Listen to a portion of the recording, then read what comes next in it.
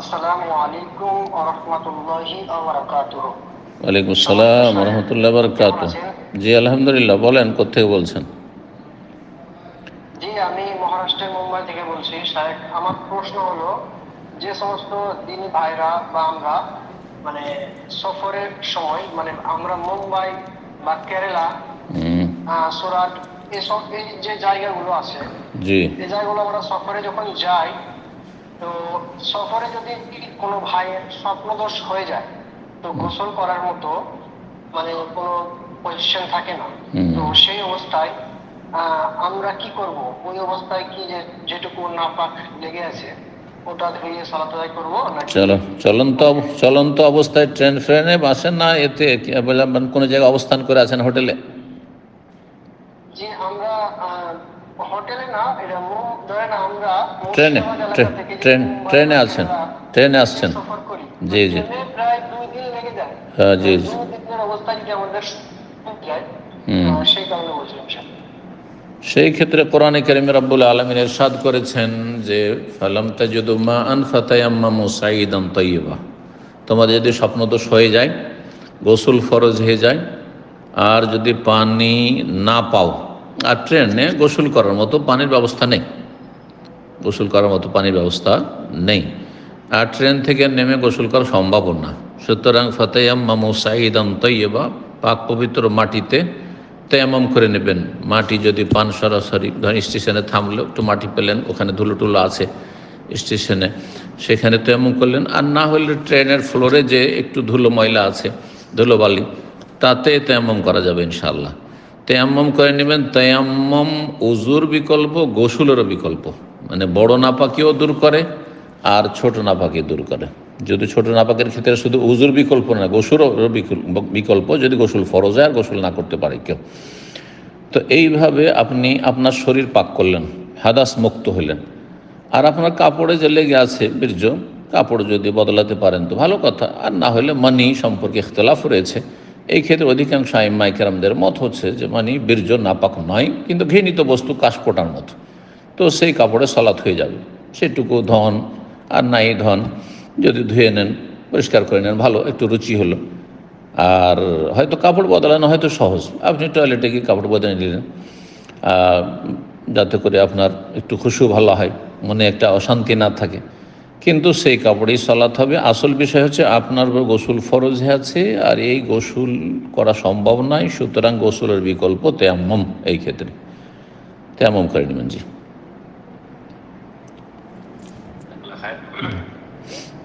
প্রশ্ন করবেন এমডি জসিম, আপনি প্রশ্ন করুন। আসসালামু আলাইকুম ওয়া রাহমাতুল্লাহ। ওয়ালাইকুম আসসালাম রহমতুল্লাহ বারকাতুহু। আমি জসিম, ঢাকা, বাংলাদেশ থেকে বলছি। জি বলেন। আমার প্রশ্ন হলো যে একটু আগে যে আপনি বললেন যে আরাফা মুজদালিফায় যে জমা করার জন্য হানাফি মাযহাবতে ওনারা জমা করার জন্য বিভিন্ন শর্ত দিয়েছেন। এক্ষেত্রে কিছু কিছু মুআল্লিম আছে যে ওনারা ওই তাঁবুর ভিতরে জমা করে কিন্তু 4 রাকাত করে পড়ে, 2 রাকাত পড়ে না, কসর করে। এই ক্ষেত্রে যারা একসাথে আছে, যারা যেটা জানে সঠিকটা, ওনারা কি জামাতে শহীদ না পড়ে কি একলা একলা কি কসর করবে, নাকি ওনাদের সাথে ওই 4 রাকাত করে জামাতে পড়বে? জি, এই ক্ষেত্রে কসরের বিধানটা কি এটা জেনে নিলে ভালো। কসরের বিধান আরাফাতে অথবা মুজদালিফায় ওয়াজিব নয়, সুন্নাত। সুতরাং আপনি বৃহৎ স্বার্থে যে ওদের সাথে অন্তর্দ্বন্দ্ব অথবা ঝগড়া বিবাদ হয়ে যেতে পারে, আলাদা আলাদা সলাত আদায় করলে একটা ঝগড়া বা একটা রেষারেষি হবে, যার ফলে এই অনিষ্ট থেকে রক্ষার জন্য আপনি এই সুন্নতের খেলাফ আপনি সুন্নতটা করতে পারলেন না। কারণ আপনার উপর ওয়াজিব নয় যে আপনি কসর না করলে গুনাহগার হয়ে যাবেন, কিন্তু রাসূলুল্লাহ সাল্লাল্লাহু আলাইহি ওয়াসাল্লামের খেলাফ হইল, সেইখানে যদি সলাত তাদের তাবুতে আদায় করেন তাহলে তাদের পেছনে পুরো সলাত পড়ে নেবেন। জি, এটা আমার পরামর্শ। আর যদি সম্ভব হয় এর চাইতে ভালো যে পাশের খেমাতে ধরেন জমা হচ্ছে আর কসর হচ্ছে, আশেপাশে তাঁবুগুলো আছে যেগুলোতে এক তাঁবু থেকে আরেক তাঁবুতে গিয়ে আপনি সলাত আদায় করতে পারবেন হয়তো। আর ওরা হয়তো আরব অথবা এমন দেশের মানুষ যারা সুন্নত মোতাবেক আমল করছে, মানে কসরও করছে আর জমা করছে, তাহলে তাদের পিছনে সলাত আদায় করে চলে আসলেন। তাদের পেছনে সালাত আদায় করে চলে আসলেন। জি, এটা বেশি ভালো। তাহলে সুন্নতটাও আদায় হলো, আর তাদের সাথে দ্বন্দ্বেরও আর ঝগড়ারও কোনো আশঙ্কা থাকলো না। কারণ হজের সময় যদি কেউ আপনার সাথে ঝগড়া লিপ্ত হয় তাহলে সে গুনাহগার হবে আপনার কারণে, আর আপনিও হয়তো গুনাহগার হবেন কোনো কথা বলতে গিয়ে। ওলা যে দালা ফিল হজ, আল্লাহ বলছেন হজে যেন ঝগড়া বিবাদ না হয়। জি,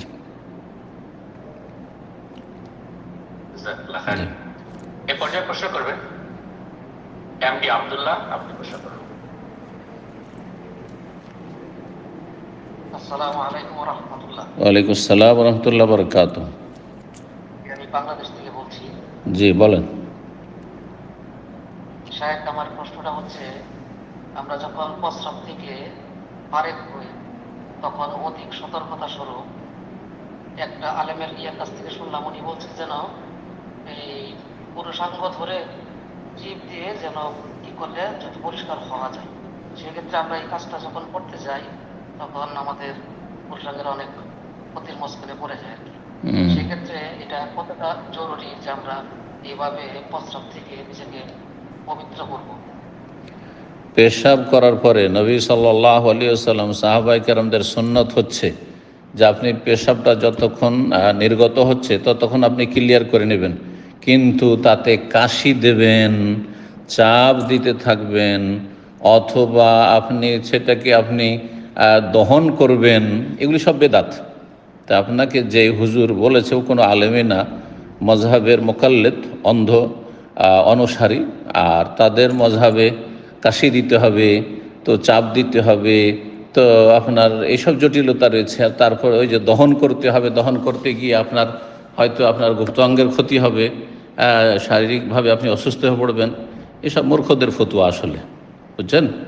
এগুলো কোরআন সুন্নাহর ফতুয়া নয় এবং সাহাবায়ে কেরাম সালাফদের এটি আদর্শ নয়। জি, জাযাকুমুল্লাহ। স্বাভাবিক পেশাব করবেন আপনি, পেশাব ক্লিয়ার হয়ে গেলে যথেষ্ট। অসুস্থ ব্যক্তি কারো যদি রোগে দাঁড়িয়ে যায়, যে কোনো সময় বয়সের সাথে এটা হয়, 50-60 হলে এরকমটা হয়, বা প্রোস্টেটের যারা রোগী তাদের হতে পারে, আল্লাহ হেফাজত করুক, যে পেশাব করার পরেও পেশাব হয়তো ক্লিয়ার হয়ে দাঁড়ালো, তারপরে মনে হচ্ছে যে এক ফোঁটা বেরিয়ে আসলো, যদি দেখা যায় ওয়াসওয়াসা সন্দেহ, তাহলে ভ্রুক্ষেপ করবেন। আর যদি দেখা যায় না নিশ্চিত তার এটা হচ্ছে আর সেটা তার প্রতিনিয়ত হচ্ছে, তাহলে সেটা তার রোগ, সুতরাং তার মাফ, কোনো অসুবিধা নেই, কোনো অসুবিধা নেই। তার সেই অবস্থায় সালাত আদায় করবে, তার কাপড় নাপাক হবে না, তার শরীর নাপাক হবে না। জাযাকুমুল্লাহ। কিন্তু ইসলামে এইসব বাড়াবাড়ি নেই, এর বাড়াবাড়ি নেই, এগুলো বেদাত। জি, 40 কদম হাঁটা, এইরকম 40 কদম লজ্জা স্থানে হাত দিয়ে ঢিলা কুলুক নিয়ে হাঁটা, এই সমস্ত বেদাত এবং এই সমস্ত বেয়াদবি। জি, ইনশাআল্লাহ এক পর্যায়ে প্রশ্ন করবেন। শুভ, আপনি প্রশ্ন করবেন।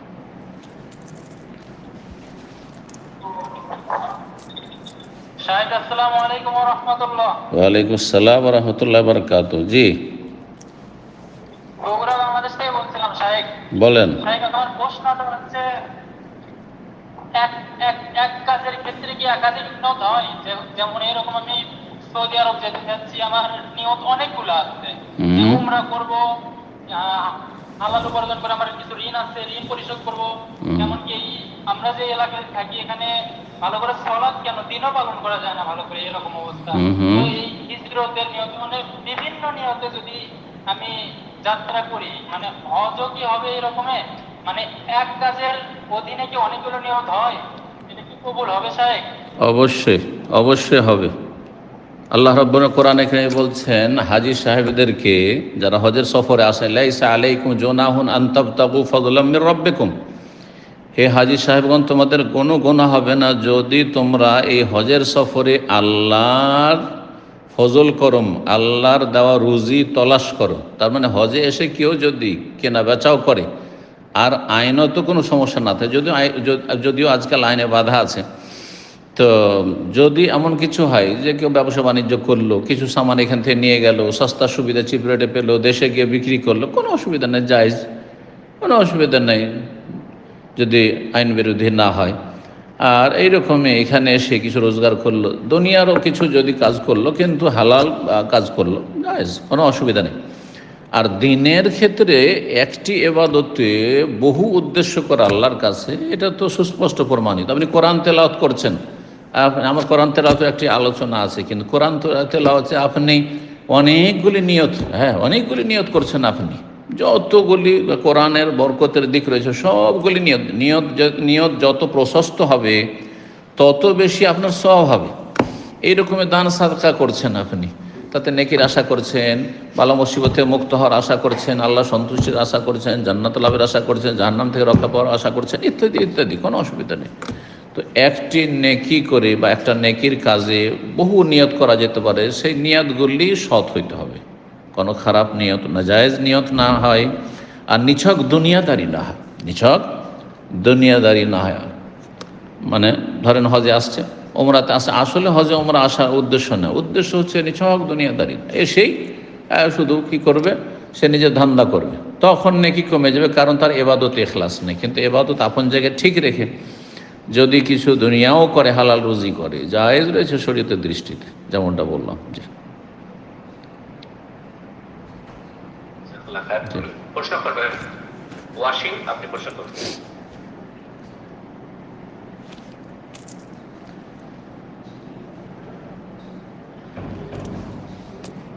ওয়াসিম, আপনার ফোনটা আনমিউট করে নিন, প্রশ্ন করুন।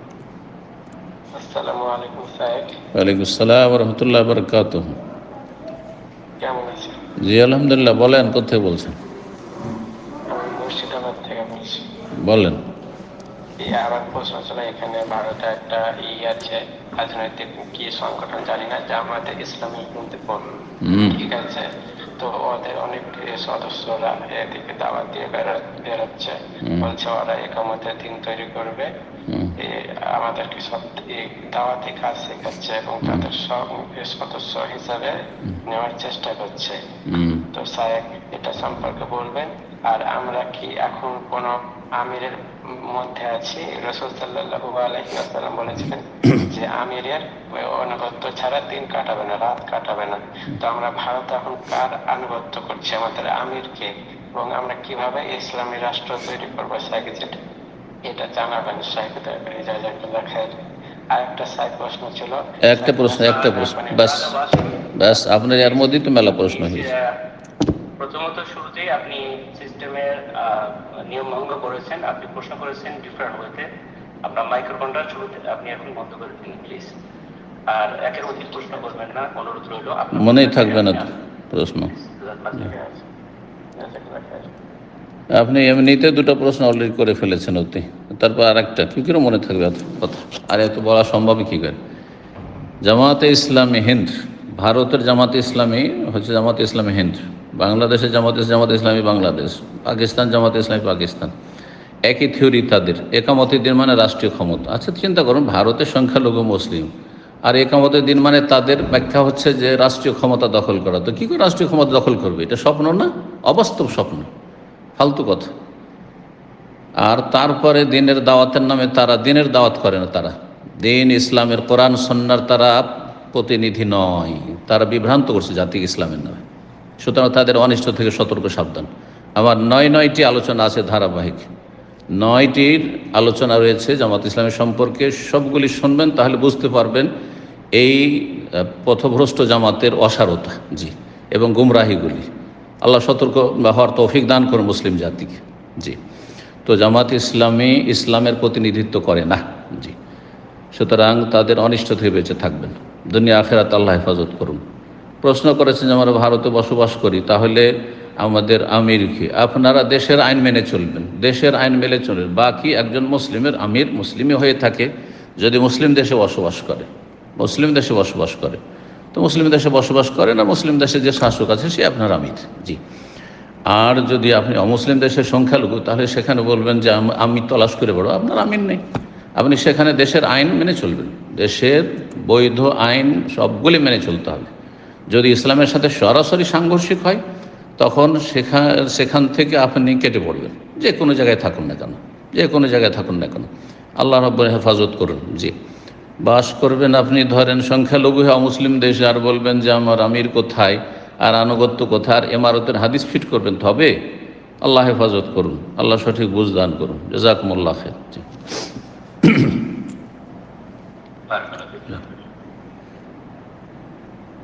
প্রশ্ন করবেন এস কে আব্দুল ওয়াহাব,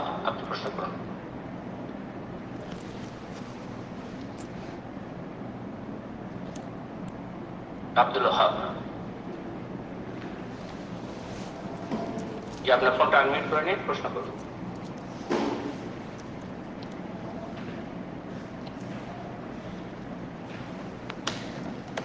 যে আমরা বেশি সময় দিতে পারছি না, আমি আপনাকে আবারও আপনার নাম বলছি শেষবারের মতো, এস কে আব্দুল ওহাব। আপনার ফোনটা আনমিউট করতে বলা হচ্ছে স্ক্রিনে, আপনি ফোনটা আনমিউট করে নিন, প্রশ্ন করুন।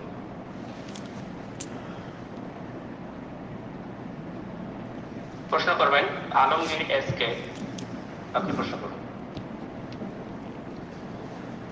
আসসালামু আলাইকুম রাহমাতুল্লাহি ওয়া বারাকাতুহু। ওয়ালাইকুম আসসালাম ওয়া রাহমাতুল্লাহি ওয়া বারাকাতুহু। জি মুর্শিদাবাদ থেকে বলছি শেখ। বলেন।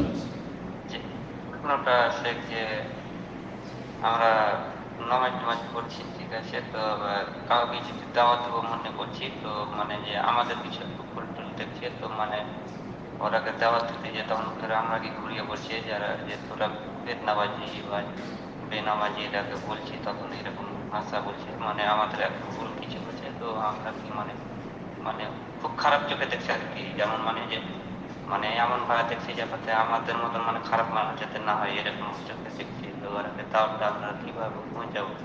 অনেকজনই মানে আছে যে ধরলাম যে সলাৎ কিছু মশালি করছে, তো মানে 5 টাকার তাহারিমাটাও দিচ্ছে না, তারপরে সলাৎ করছে, বলতে যাচ্ছি তখন বলতে কি আমরা জানি না এমনি করছি, এটা ওটা মানে কি গা বকছে, তো এদেরকে তার আপনাদের কি দোষ দিচ্ছে? নামাজিদের কি দোষ দিচ্ছে বেনামাজিগুলো? বেনামাজি গলা দিয়ে তো বলছে যে তোরা বেশি বুঝিস, তোরা বেশি জানিস। এটা তো কোনো দোষ হলো না। বেশি জানি সেই জন্য তো তোমাদেরকে জানাচ্ছি, তো এটা তো কোনো দোষ হলো না।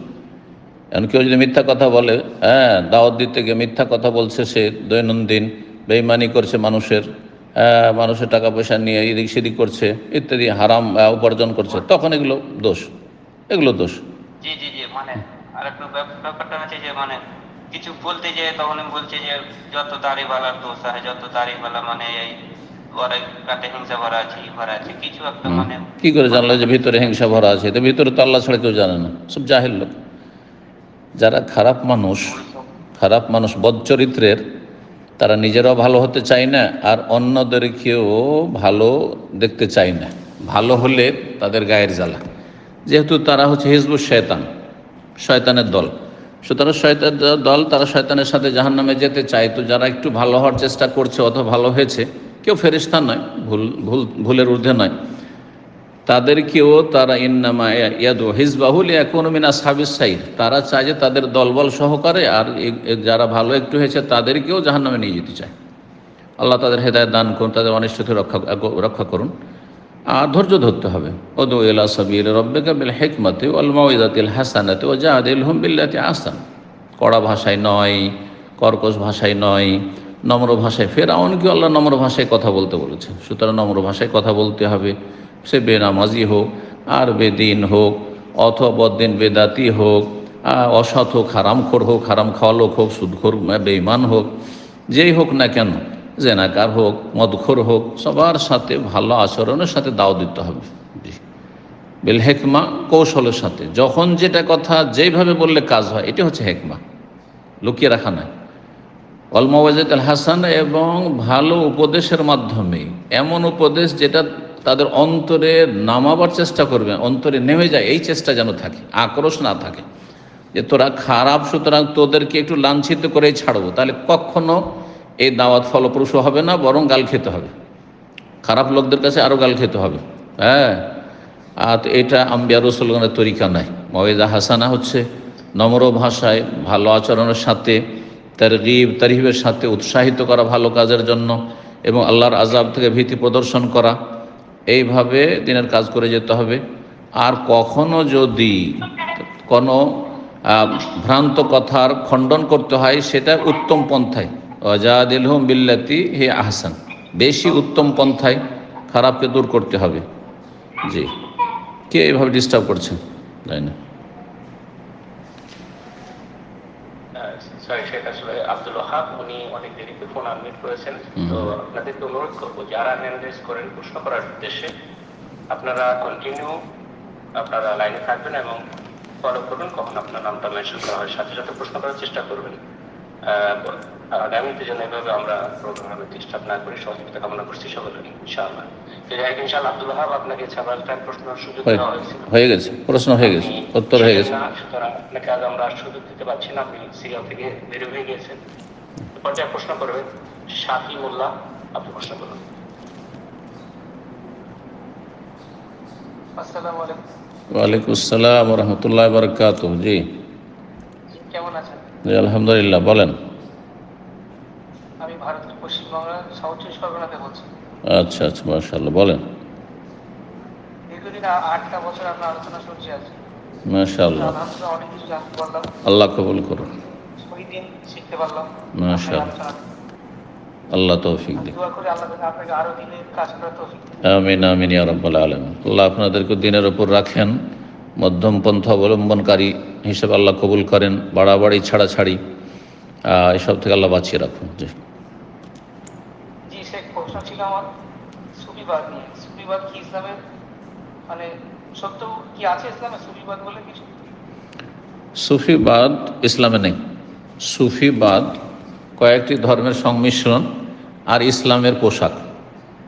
এই পোশাকটা হচ্ছে সুফিবাদের, ইসলামের ওপরের খোলটা, আর ভিতরে কিছু হিন্দুইজম আছে, সাধু সন্ন্যাসীদের কিছু ধর্মকর্ম থিওরি আছে, কিছু মজুসিদের আছে, আর কিছু খ্রিস্টানদের আছে। সবগুলির জগা খিচুড়ির নাম হচ্ছে সুফিবাদ। জি, পীরতন্ত্র সুফিইজম ইসলামে নেই। ইসলামে আছে তাজকিয়া নফস, আত্মার পরিশুদ্ধি, সেটা কোরআন সুন্নাহর ভিত্তি ওয়াহির বিধানের আলোকে হইতে হবে। আর সেগুলি স্পষ্ট আছে, সেগুলো কোনো বাতিনি এলেম নয় যে কলবে কলবে মুন্তকিল হয় সেই এলেম, এক কলব থেকে আরেক কলবে যায়, এগুলি তাদের গুমরাহি। বরং যা আছে কোরআন সুন্নায় মওজুদ রয়েছে, মানুষের আকিদা, ধর্মীয় বিশ্বাস, এবাদত বন্দেগী, আখলাক, চরিত্র, মামলাত, লেনদেন, সমস্ত কিছু, তারপরে আত্মার পরিশুদ্ধি, সব কিছু, তাকওয়া, পরহেজগারি, জোহদ, দুনিয়া বিমুখতা, এই সমস্ত কিছু কোরআন সুন্নায় মওজুদ রয়েছে। কোরআন সুন্নাহ দিয়ে তার সমাধান নিতে হবে, এটা হচ্ছে ইসলাম। জি, আর তারা তাজকিয়ার, আত্মার পরিশুদ্ধির নামে তারা যে আপনার সাধু সন্ন্যাসীদের ধর্ম শিখায়, সেটি ইসলাম নয়। জি,